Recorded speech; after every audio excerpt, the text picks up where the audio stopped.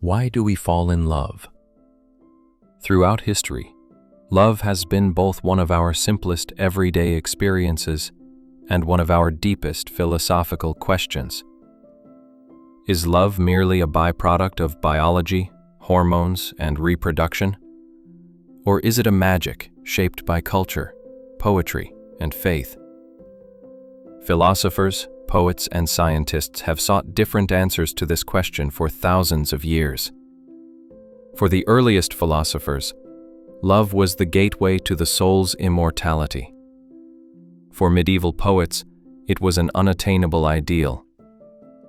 In the modern world, love has often become a consumable product of the romance industry. The journey of love has profoundly affected individuals' emotions, while also determining how societies organize themselves.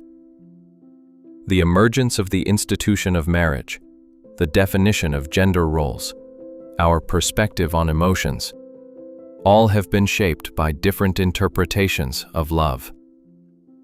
Today, relationships that begin with a swipe on digital apps are a continuation of this historical accumulation in another form. Our aim is to approach the history of love from a broad perspective, spanning evolutionary psychology to anthropology, ancient philosophy to modern sociology. From the mating rituals of early humans to the philosophical debates of the antiquity, from the divine and mystical understanding of love in the Middle Ages to the courtly love of knights, from the passion confronted by marriage in the Renaissance and the Enlightenment to the romanticism commodified by capitalism, from the algorithmic relationships of the digital age to the artificial intelligence-assisted love designs of the future, we will examine the millennia-long journey of love and its ever-changing faces. We will ask questions and seek answers. Why do people fall in love? Why does love conflict with marriage? Why did ancient philosophers consider love to be the elevation of the soul? Why can romantic love be considered an invention? How did capitalism commodify love? Is the digital age killing love or transforming it? Wherever we live and whatever kind of life we lead, we know that love is much more than just a feeling. It is the mirror reflecting cultures, the soul of societies, and the shared story of humanity. Are you ready to see love on this journey, not only as an individual experience, but also as a power that carries human history? Let's return to the first question at this point. Where does love originate? And why do we fall in love? We should state from the outset that this question relates not only to our individual feelings, but also to our deepest human instincts. According to evolutionary biology, love is not a random emotion, but a product of millions of years of natural selection. It is a mechanism developed to ensure the continuation of the species. According to the work of anthropologist Helen Fisher, love arises at the intersection of three biological systems: sexual urge, romantic attraction, and long-term commitment. Dopamine, oxytocin, norepinephrine, and other neurochemicals create the attraction at first encounter, and then ensure long-term bonding. The purpose of this chemical orchestra is clear: the protection of offspring and the transmission of genes. It is not just about reproduction. Social bonds are equally important. Anthropological data shows that emotional attachment between couples ensures that offspring are protected and survive longer. In other words, love is a biological insurance policy. According to evolutionary psychologists, love weaves the social fabric of human communities, and long-term commitment is as much an economic and social strategy as it is biological. We can also see examples of love in the animal kingdom. Graceful swans, seahorses, and majestic albatrosses never abandon their mates, and some monkey species bond through displays of affection. But what sets us apart from other species is that these biological bonds have a cultural meaning. Humans fall in love not only to mate, but also to create stories, poems, and myths about love. There are countless definitions of love. Plato in Symposium defines love as the knowledge of deficiency, emphasizing the individual's desire for completion. In Ibn Hazm's The Ring of the Dove, love is both a physical passion and a purifying experience for the soul. Freud, whose ideas had a profound impact, argued that the individual in love transfers part of their ego to the beloved, and the beloved object becomes an illusion that fills the ego's deficiency. It is clear that what is meant here is different from Plato's understanding of completion. In the modern world, as Nicholas Luhmann said, love has become the communicative code of emotions and has been redefined within social institutions. Most of us perceive love as a practice that must be sustained, rather than a profound emotion. In order to find the right answer, a more holistic approach seems more reasonable than focusing on just one of these definitions. So what would we be like without love? According to evolutionary psychologists, we would probably be a species that reproduces through short-term relationships, unable to form lasting social bonds. This would make the development of civilization nearly impossible, because without cooperation, fidelity, and sacrifice, neither cities could be built nor cultures born. Love has shaped human history like a master builder. Understanding it illuminates not just a biological mechanism, but the most striking aspect of our existence: that we are beings who go beyond mere survival and seek meaning. This raises the question, how did early humans experience love? How was the relationship between love, ritual, sexuality, and commitment defined in early societies? For early humans, love was more than an individual heart flutter as we understand it today. It was an unspoken agreement that ensured the order and continuity of the community. Anthropological field research shows that in many tribes, couples were matched through rituals, dances, and ceremonial encounters. And this coupling was not just about attraction between two people, it also meant strengthening the bonds between clans. In some societies, women and men were free to match with each other during certain periods, while in others, monogamy was strictly enforced. For example, in some Tibetan tribes in the Himalayas, polyandry, or one woman having multiple husbands, was considered natural in order to prevent the fragmentation of land, while in some tribes on Pacific Islands, fidelity was considered a sacred obligation. These examples show that concepts such as fidelity, jealousy, and even forbidden love are not fixed forms of a universal instinct, but are shaped by culture. But despite all the differences, there was a common goal: harmony. As anthropologist Claude Lévi-Strauss pointed out, marriage and love relationships created alliances between tribes, prevented blood feuds, and made the burden of caring for children shared. Love was not about individual desires and preferences, but the social engineering of survival. Yet archaeological findings prove that it was not merely social.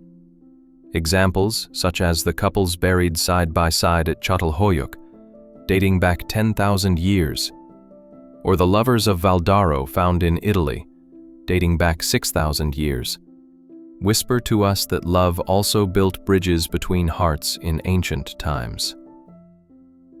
What was the essence of a feeling surrounded by so many different rituals and prohibitions? Perhaps the answer lies in the fact that love has always been a tension line between two extremes: free desire and social order, individual passion and collective interest. Our ancestors in primitive times experienced love both in the sanctity of ritual and in the intensity of a secret glance. After thousands of years of rituals and traditions, we now come to a completely different period in human history, the ancient era. In the ancient era, was love a physical desire or the soul's longing for truth? One of the deepest questions of this period was, does love lead to the destruction of human beings, or does it elevate them to the highest knowledge? This question was passionately debated by the philosophers and poets of the time. And in fact, the answer lay hidden in the human understanding of that era. Plato, who laid the foundations of Western thought, is perhaps the thinker who addressed love in its highest sense in history. According to him, love is a spiritual attraction rather than physical desire, and represents the desire to reach truth. True love is a ladder that leads humans from physical beauty to universal goodness and wisdom. The concept of platonic love was born from this idea, and is a bond that aims for the elevation of the soul, not physical attraction. According to the Stoics, one of the most important philosophical groups in ancient Greece, love was a passion that clouded the mind. Therefore, the wise person should follow reason, not passion. This view represents a cautious balance against the Platonic teaching that glorifies love. Thus, it is clear that love has been fraught with contradictions throughout the history of philosophy. On the one hand, an elevating force. On the other, a danger that must be controlled. In ancient mythology, love was like a bridge between gods and humans. Eros's arrow represented passion and, at the same time, a divine contradiction. In Euripides' tragedies, such as Medea and Hippolytus, love was sometimes a harbinger of destruction, because those who could not control their passions were considered to have defied the gods. The literary works of that period show that love was not only a sacred feeling, but also a divine test. In the poems of the female poet Sappho, love echoed as a fire that shook the body, jealousy, and the naked voice of desire. In Roman civilization, love took on a more worldly and sensual identity. Ovid's work, The Art of Love, was a kind of handbook of love. Here, love was something that was learned, strategically directed, and even turned into a game. In Roman society, which ruled over a significant part of the world at the time, love was an area of freedom, and at the same time, a risk that led to political scandals. Julia, the daughter of Rome's first emperor, Augustus, shook Rome's moral order with her unruly love life, while Poppaea, the lover of Emperor Nero, became a symbol of a passion powerful enough to shake an empire. In the ancient East, particularly in the ancient Mesopotamian and Egyptian civilizations, love was both a manifestation of sexual intercourse and of the divine order. In the Sumerian epic of Gilgamesh, love was intertwined with the power of the gods. The love of the goddess Ishtar for Gilgamesh and his rejection of her shows how passion and anger can lead to disaster. Here, love is a test between death and immortality. In Egypt, the goddess of love, Hathor, symbolizes the creative and destructive power of love. So what do these different worlds tell us?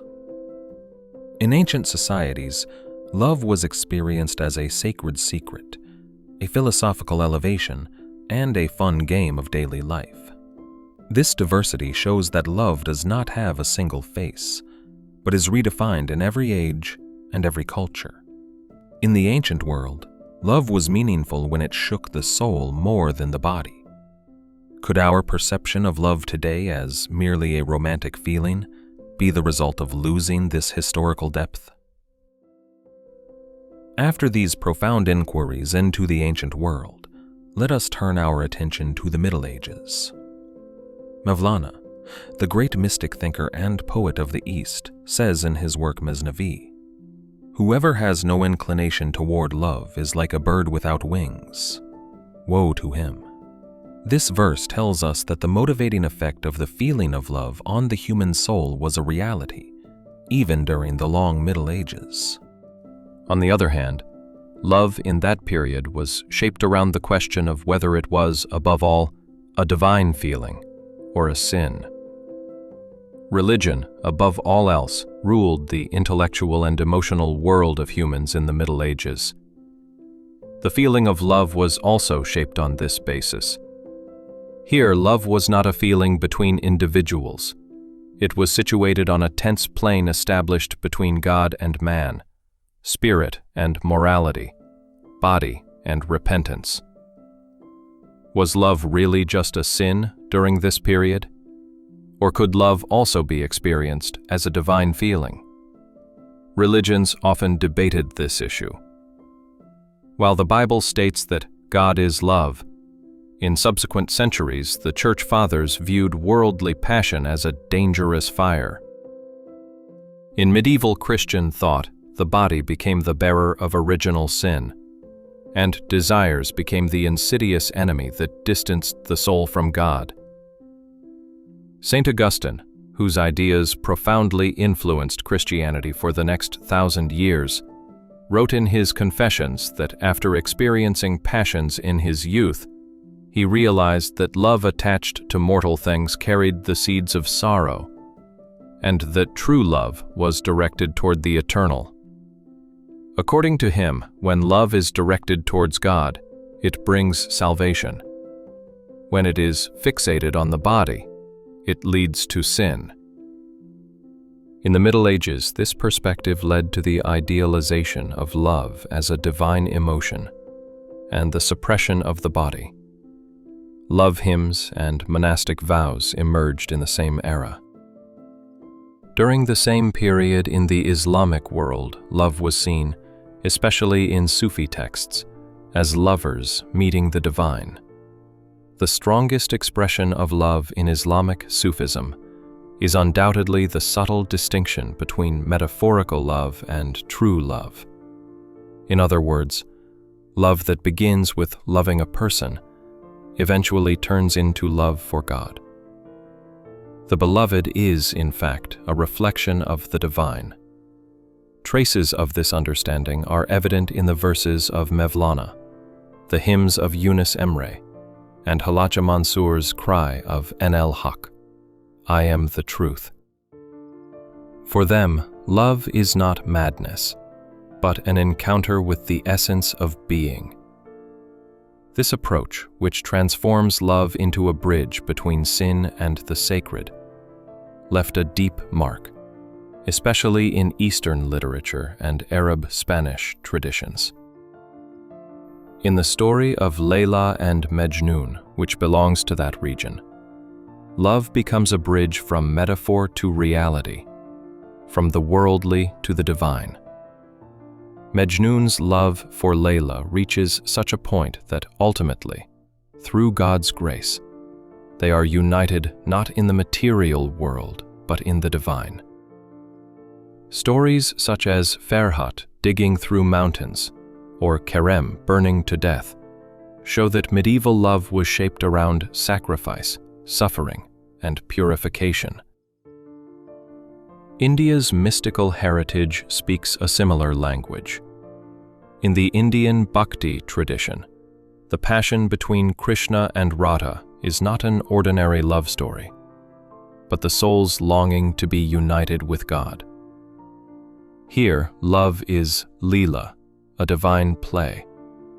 The passion felt by the lover is a reflection of divine love. So which one is real, the physical love or the spiritual love? Or is this the wrong question? Because history shows us that love has existed both as a dangerous passion and a sacred gift. Lovers felt the same fire in their hearts when seeking God as when gazing into the eyes of a beloved. Perhaps love was sacred precisely because of this duality, both a test and a salvation. For the people of that era, love was actually a path that brought humans closer to God, to another human being, and most of all, to themselves. So, was love in the Middle Ages understood solely within a religious framework? Certainly not. Behind the stone walls of European palaces, a completely different kind of love was being staged. Courtly love. The actresses and actors in this play were aristocratic women and their knightly lovers. In medieval Europe, a concept of love had developed beyond the divine love we mentioned earlier. Here, love was not just a feeling, but a staged performance. The songs of the night poets echoing within the stone walls of the palaces created a new culture called courtly love, or noble love. This approach to love made this emotion as much a part of spiritual exaltation as it was of the worldly. A knight's love for a noble woman he could never reach, a form of love that could not be confessed or practiced, but was sustained by deep loyalty and suffering, became parallel to the Christian mysticism of the period. The following verses from the 12th century poem Lancelot, the Knight of the Cart, by French poet Chrétien de Troyes, are a good example of the glorification and idealization of love among knights. Once a man has fallen in love with a woman, no one in all the world can lavish such wild adoration, even on the objects she owns, touching them 100,000 times, caressing with his eyes, his lips, his forehead, his face. As can be seen, love here was a form of obedience, purified of sexuality and elevated. The troubadours of this period addressed their beloved as "my lady" in their poems, sanctifying love with an almost religious fervor. This culture was a construct of honor that allowed the male knight to appear noble both on the battlefield and in his emotions. Knights carried the names of the ladies they would die for in tournaments, sometimes dying in duels for love. Love had become a stage for class identity and social power, beyond individual passion. According to this interpretation of love, marriage was mostly a product of politics and inheritance plans, not emotions. For this reason, courtly love was exalted as an extramarital fantasy. The forbidden, the unattainable, gained value. Chrétien de Troyes' Lancelot narrative is one of the best-known examples of this style. The love of the Round Table knight Lancelot for Queen Guinevere symbolizes both chivalric virtues and the impossibility of love. The story of Tristan and Isolde is another striking example of this approach. Two lovers bound together by a poisonous love potion only reunite in death. Let us note here that Don Quixote, considered the first novel of the modern era, subverts these ideals of chivalry and love, presenting them in an unforgettable light of humor and unreality. The influence of courtly love was not limited to its own era. It inspired the works of the poets who created the Renaissance, such as Dante and Petrarch, as a concept of platonic and exalted love. The poetic forms and melodic structures used spread throughout different regions of Europe during the Middle Ages and shaped early musical understanding. During the Crusades, these poems and songs were carried to Italy and Spain, establishing a literary bridge between Mediterranean cultures. Combined with the ideal of chivalry, this understanding of love formed the basis of Romanticism and left a lasting legacy in Western literature. Thus, the tradition of courtly poetry not only influenced medieval culture, but also continued its influence in a tradition stretching from the Renaissance to modern Romantic literature. Did these loves truly happen, or were they a drama? Perhaps both. In the Middle Ages, love was both the fire of individual desire and a staged social performance. And it remains a play that still echoes in our culture today. After this period, when the love of knights was played out like a drama, a new and magnificent era emerged on the stage of history. the Renaissance, and then the dawn of the modern world. The Renaissance was a period when humankind rediscovered itself, when individuals broke free from blind obedience and dogmatism, and placed their own minds, emotions, and individuality at the center. Along with admiration for ancient Greece and Rome, the body, beauty, and worldly pleasures were glorified once again, while love ceased to be a metaphor for purely religious devotion and took center stage in people's worldly experiences. People could now fall in love not only with God, but also with each other. The transcendence of love discussed in Plato's Symposium was reborn in the passion embodied in the paintings of Renaissance artists. On the other hand, this sublimity went beyond being a worldly endeavor.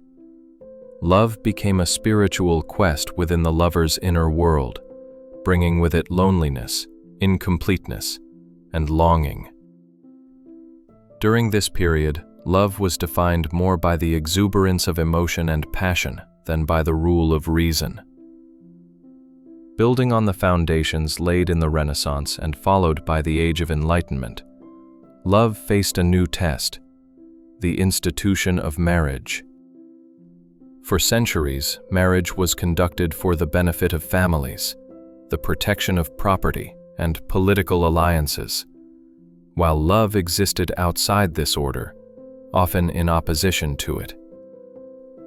From the beginning of the 18th century, in the Age of Enlightenment, when the light of reason began to illuminate human thought, we see that love became tied to a social institution: marriage. In other words, as the idea of modernity developed and individual freedom and rationalism rose, love and marriage began to merge.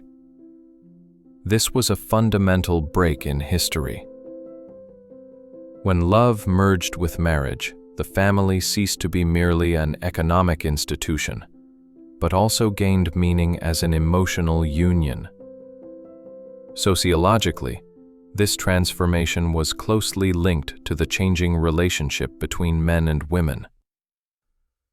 Women's access to education and participation in public life gradually made love a personal choice. For men, marriage was no longer just about inheritance and continuing the family line. It was also a matter of emotional fulfillment. Despite all this progress, combining love with marriage was not easy. Marriages of convenience, social pressures, and traditions still overshadowed this union. As Anthony Giddens states in his book, The Transformation of Intimacy, during this period, marriage continued to be a contract serving reason, inheritance, and order, rather than emotions. Marriage was, above all, an institution designed to ensure the continuity of society. The relationship between love and marriage was tense. Love relied on passion and desire, while marriage relied on fidelity and social stability. Nevertheless, in the shadow of the rational contract, love's desire for freedom and individuality strengthened its presence, and the gap between love and marriage gradually narrowed. At this point in the history of our feelings and thoughts, a new form of love emerged: Romanticism.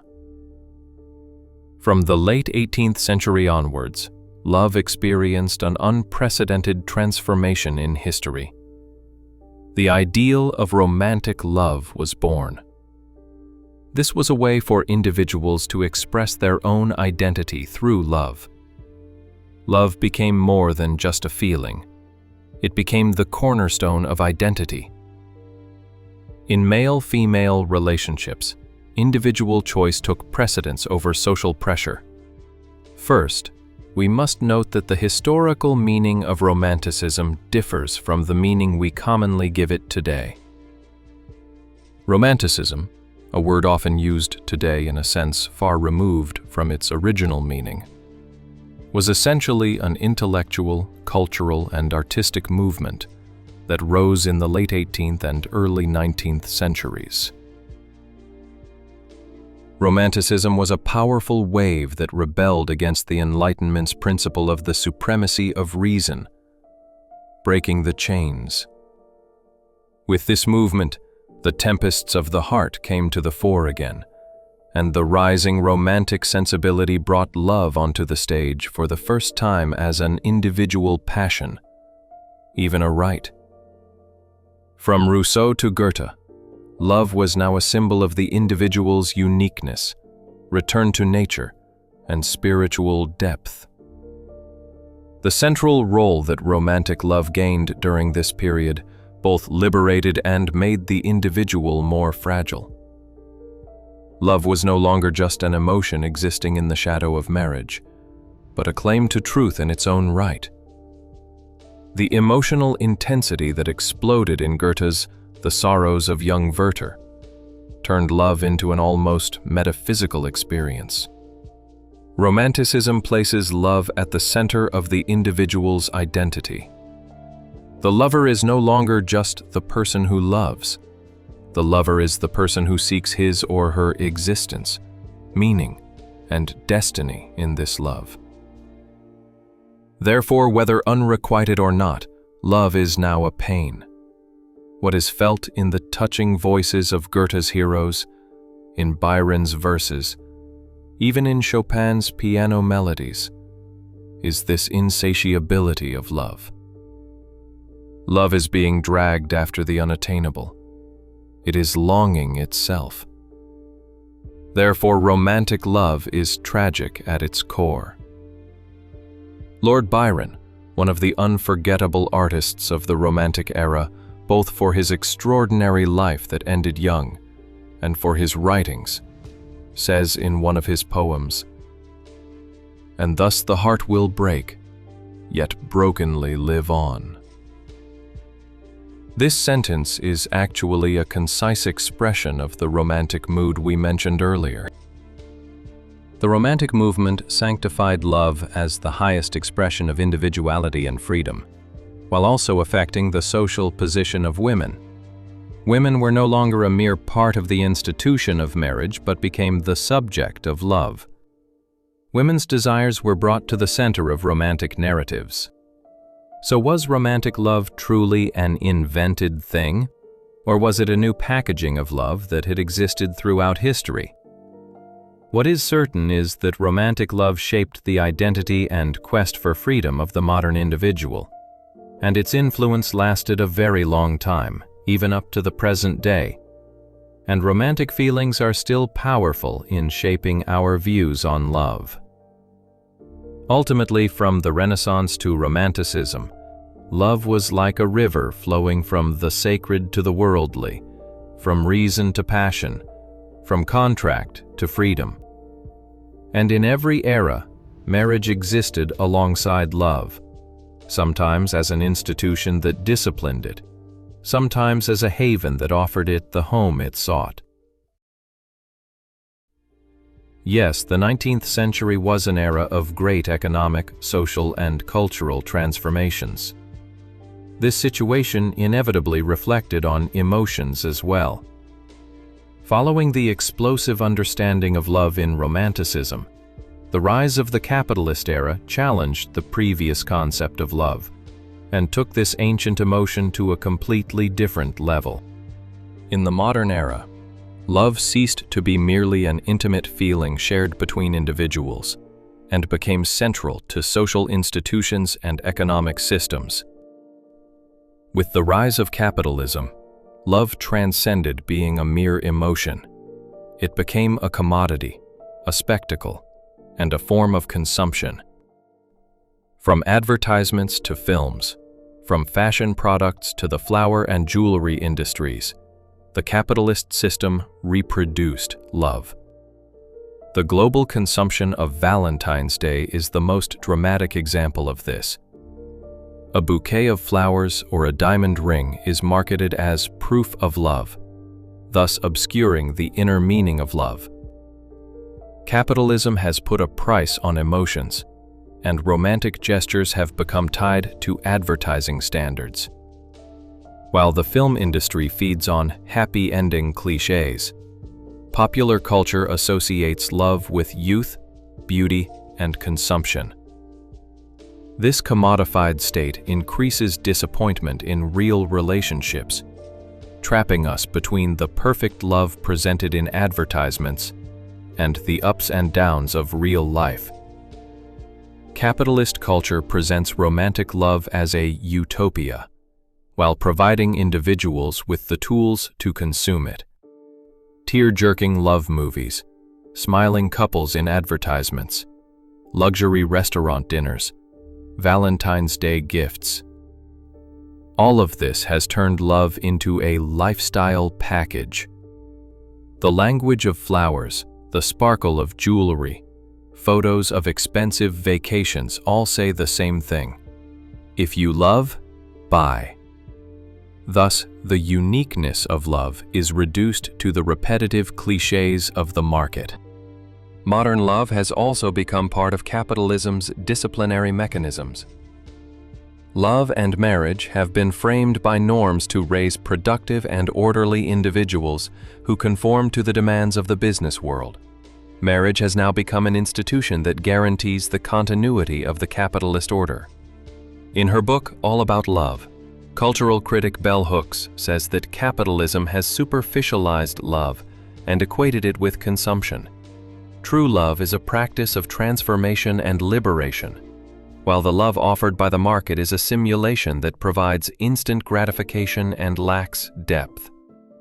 In the 20th century, love transcended emotional bonds, becoming intertwined with psychological breakdowns, economic uncertainties, and social expectations. Individuals sought to fulfill their own deficiencies through love. Love became a constitutive element of individual identity as well as family formation.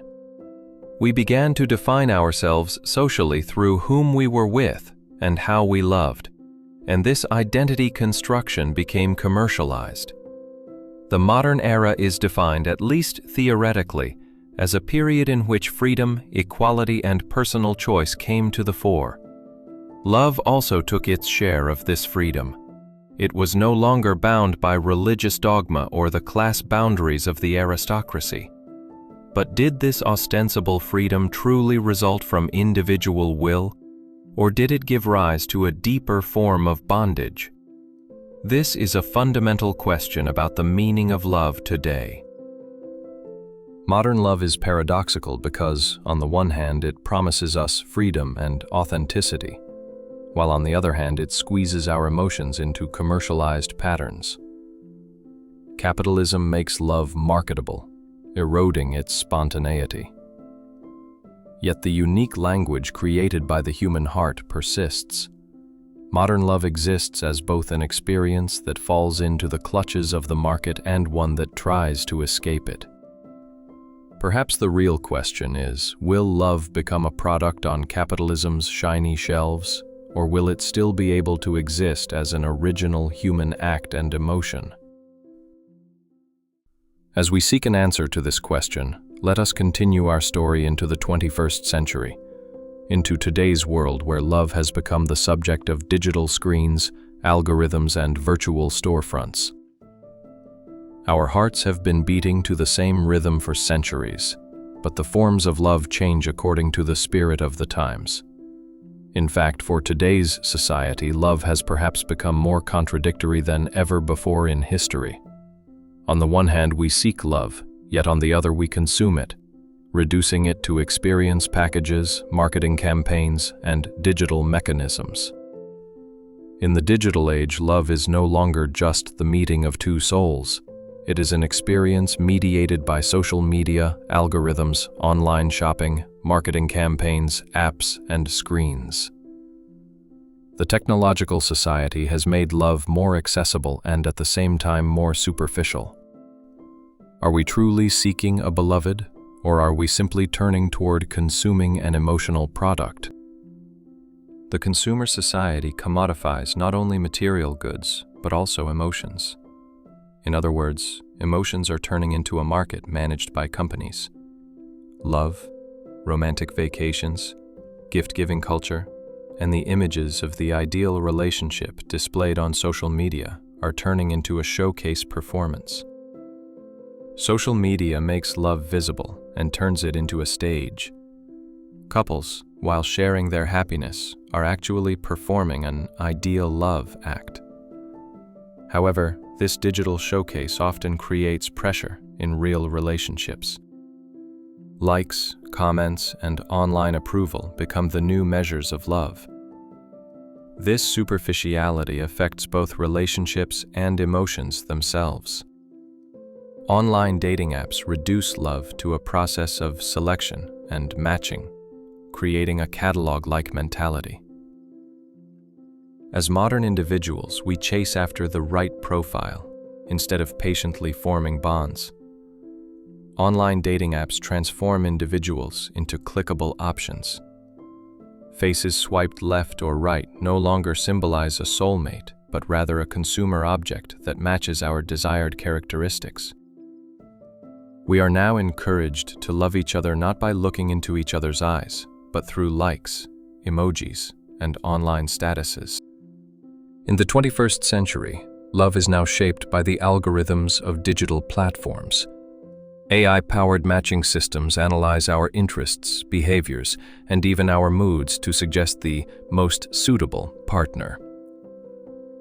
However, the reality is that statistical compatibility does not guarantee emotional closeness. The swipe to the next culture encourages fleeting interests rather than forming bonds. This creates a generation that struggles to form emotional bonds and cope with loneliness. Psychological research shows that digital dating users experience high rates of burnout and insecurity. In the digital age, love is surrounded by consumption patterns. Love is now presented more as a choice guided by algorithms than as an emotion. Are we making a free choice, or is the system forcing us to choose? Relationships start and end quickly, but despite all their artificiality, we continue to seek deep connections in digital spaces. As a result, the meaning of love is being reshaped between technology and consumption.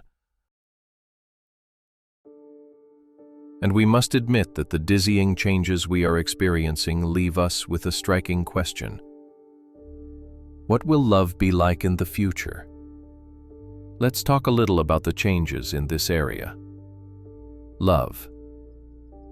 For thousands of years, it has been humanity's oldest question and strongest impulse. From cave walls to medieval epics, from romantic poetry to modern novels, and now to digital screens, every era has created its own understanding of love. Today, we stand at a completely different threshold. At the intersection of technology, biology, and artificial intelligence, love is being questioned once again. So, will love evolve and reach infinity, or will it fade away within digital systems?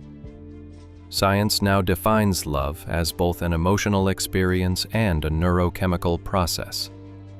Dopamine, oxytocin, serotonin. Triggering these chemicals artificially is now possible. Falling in love with a pill, feeling attached by an implant, is now a possibility that cannot be ignored. In the near future, we may even see the pain of love as a medically treatable condition. But this raises the question, if we design love in a laboratory environment, won't we destroy its spontaneity and magic? Biotechnology is at the center of this transformation. Genetic compatibility tests for ideal matches and interventions that regulate fertility could open the door to healthy and long-lasting relationships. But at the same time, it could overshadow the spontaneous and unpredictable nature of love. If the miraculous coincidences of the heart are reduced to the mathematics of DNA data, can we still call what remains love? A key factor shaping the future of love is artificial intelligence. Digital assistants, virtual characters, and even artificial intelligence partners are programmed to fill emotional voids. In Japan, People are now marrying digital avatars.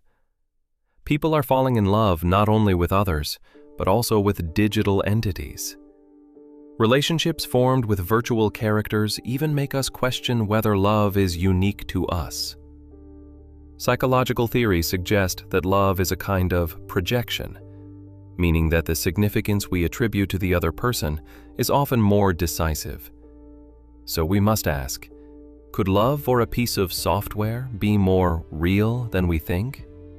Or is it just a perfect illusion? There is a dark side to this issue. Digital platforms have even begun to predict who we will fall in love with by analyzing our love habits. If algorithms guide our choices, is love still a free choice? Or if love has turned into a dirty market of capitalism, that is, DNA tests, dating apps, and romantic messages written by artificial intelligence, then how much of the originality of our feelings belongs to us? Helen Fisher explains love through 3 biological systems: lust, romantic passion, and attachment. These contradictions raise some questions in our minds. If these systems are regulated by artificial hormones and neurostimulation, can love still be a free experience? If love becomes technologically producible, shapeable, or manipulable, where does free will fit in? The magic of love comes precisely from its uncontrollable and unpredictable nature. And perhaps its most powerful aspect is its transformative power. If love becomes merely a biological or technological mechanism, that radical experience that transforms and liberates us will likely be lost.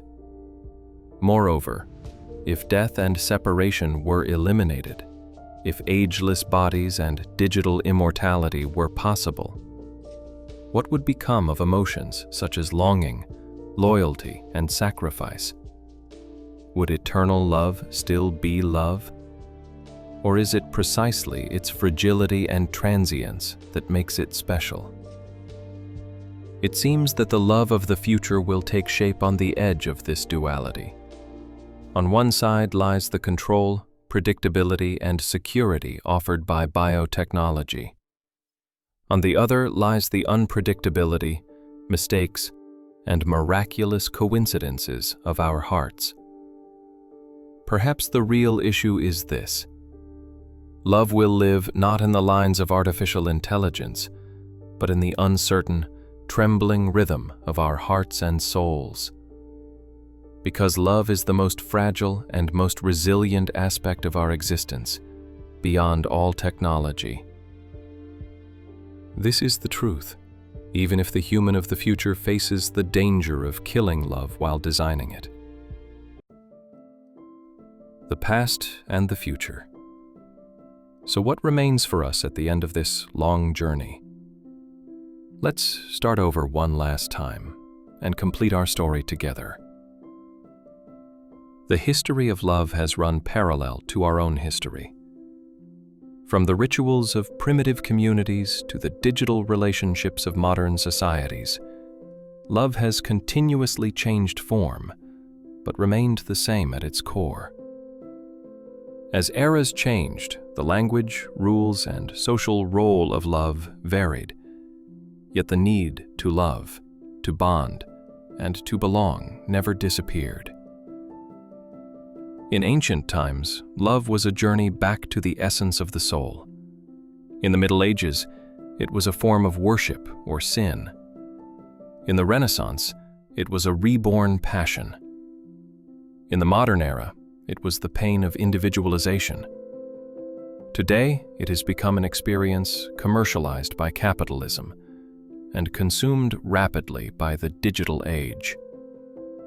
Today, we are still faced with the question, can we save love? In fact, this is no different from saving ourselves. Because love is not just a feeling we have for someone else.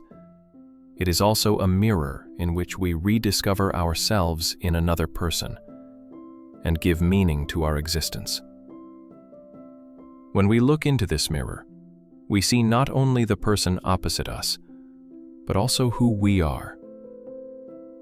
Tomorrow, love may appear in the matching of a digital mechanism, in the voice of artificial intelligence, or in a genetic compatibility test. But whatever form it takes, the true power of love will not change: to transform people. True love requires patience, courage, fragility, and sincerity. Love is still possible, but it is not easy. Even if we forget, it never forgot us.